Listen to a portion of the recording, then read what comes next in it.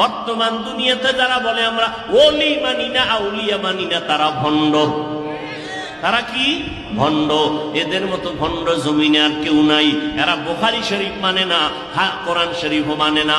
যারা বলে আমরা ওলি মানি না, তারা বুখারী শরীফ মানে না। যারা বলে আমরা আউলিয়া মানি না, তারা কোরআন শরীফ মানে না।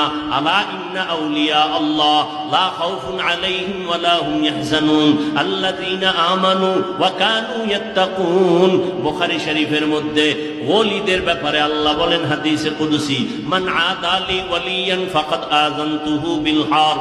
আল্লাহ কয় আমি দুই দল মানুষের সাথে যুদ্ধ করার জন্য রেডি। কয় দল?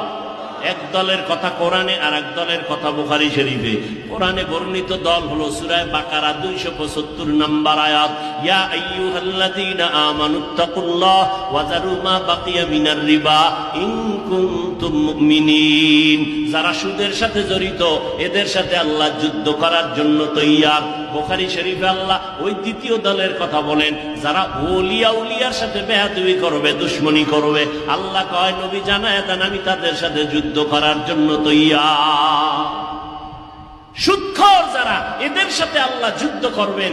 ওলিয়া উলিয়া যারা মানে না, আল্লাহ বুখারীতে বর্ণনা করতেছেন আমি তাদের সাথে যুদ্ধ করব। এই জন্য বললাম যারা ওলিয়া